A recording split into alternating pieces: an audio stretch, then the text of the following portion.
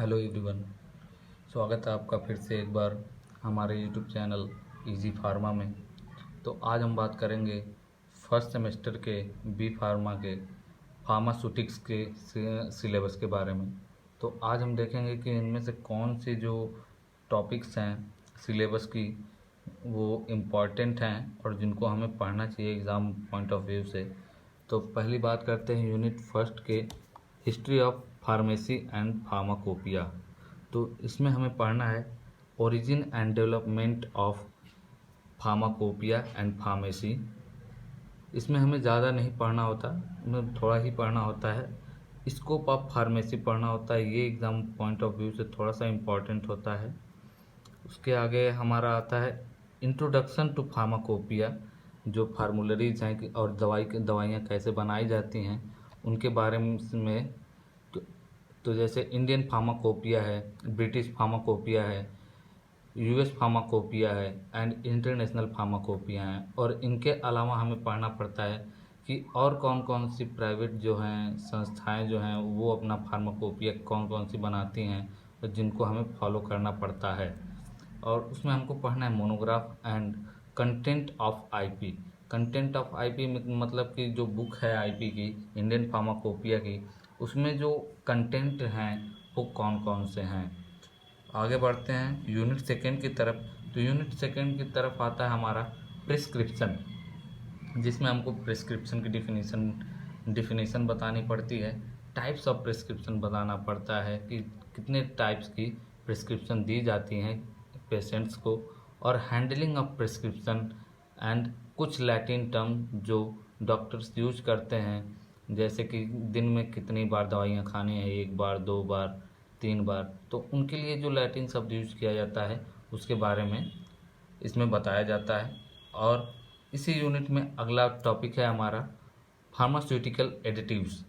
जो दवाइयाँ कलरफुल बनती हैं उसमें क्या ऐसा है, कौन से कलर यूज किए जाते हैं, क्या फ्लेवरिंग एजेंट, स्वीटनिंग एजेंट मीठा बनाने के लिए यूज किए जाते हैं, और जो को सॉल्वेंट होते हैं जो मिलाने के लिए किसी भी 2 ड्रग्स को, वो क्या यूज की जाती हैं। और preservative and their application. Preservative के बारे में पढ़ना होता है कि दवाई में कौन सी प्रिजर्वेटिव मिलाई जाती हैं जिनकी वजह से जो है दवाएं जो हैं वो लंबे समय तक कंटेनर में रखे रह जाती हैं।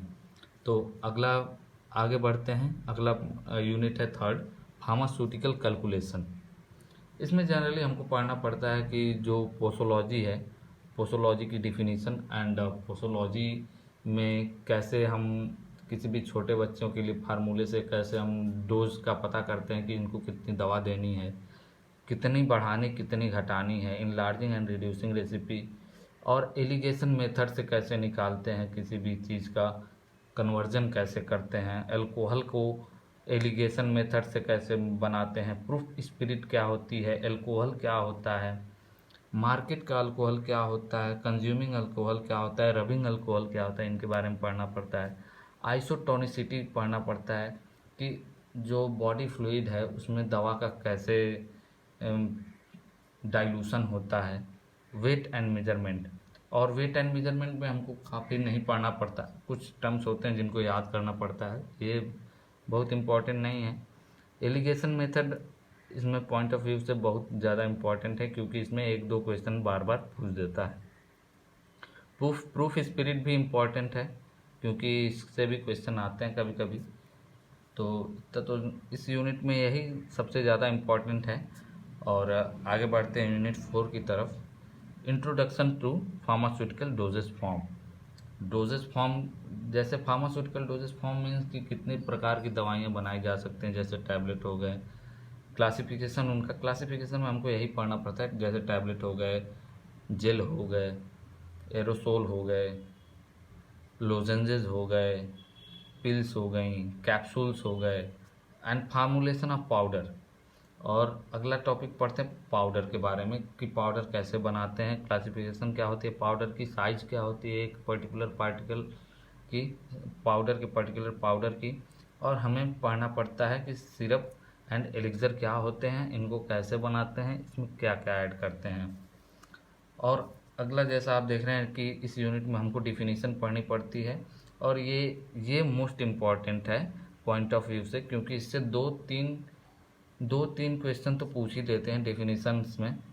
और इसके जैसे डिफरेंस करके आते हैं कि गिव डिफरेंसेस बिटवीन इन, जैसे example for give difference between mouth wash and gargle, ऐसे क्वेश्चंस आते हैं जो कि 6 नंबर तो आपके फिक्स होते हैं।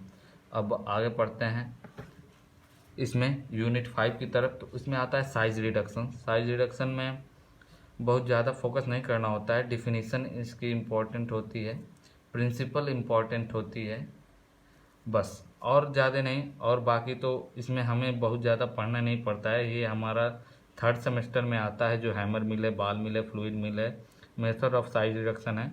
ये मोस्टली जो है 3rd सेमेस्टर में आते हैं। तो एग्ज़ाम पॉइंट ऑफ व्यू से ये ज़्यादा इम्पोर्टेंट नहीं है, फिर भी हमको इंट्रोडक्शन इसका पढ़ना पड़ता है।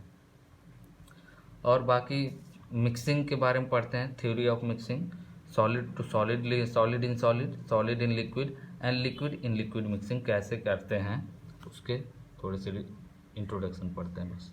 Thank you. इसके PDF नोट्स आपको डिस्क्रिप्शन में मिल जाएंगे।